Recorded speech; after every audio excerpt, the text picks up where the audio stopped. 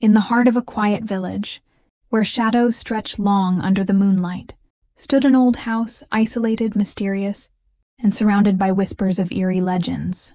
The locals spoke of strange happenings at night, of footsteps in the dark, and voices that had no source. Riyadh, a quiet man in his 30s, lived alone in that house. He had inherited it from his grandfather, who had once warned him, "This house remembers everything, even what we choose to forget." One night, after a simple dinner, Riyadh sat beside the window, lost in thought. The air felt colder than usual, the silence too perfect. And then he heard it. Footsteps, not loud, not hurried, just the slow, deliberate sound of someone walking, barefoot, on wooden floors.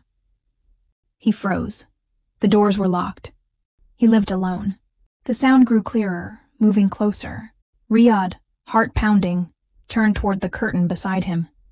A flicker, a shadow, moved behind it. Slowly, almost unwillingly, he stood up and pulled the curtain aside. Nothing, but as he stepped back, the temperature in the room dropped sharply. The curtain fluttered again, this time without wind. A shape was forming, not solid but visible enough, a figure, tall and indistinct, entering the room like smoke and sorrow.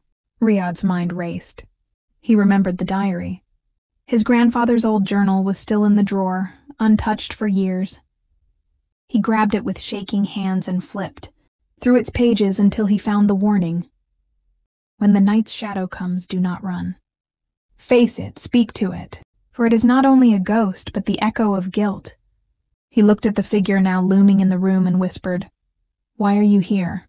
A voice, dry, distant, and cold, replied, "Because you remember, and what is remembered cannot be buried." In that moment, Riyadh understood. The spirit was tied to the house, yes, but also to his family's history. To mistakes never corrected, to truths hidden in silence. He didn't run. Instead, he read aloud from the diary. He spoke of the past, of regrets, of what had once been left unsaid. As he read, the presence began to fade, slowly, like fog lifting at dawn. The air grew warmer. The room was silent again. Riyadh sat down, eyes wet, heart heavy, but lighter somehow. He knew the spirit hadn't come to harm him. It came to be heard, to be released. And as the first light of morning crept into the sky, Riyadh whispered, "You can rest now, I won't forget."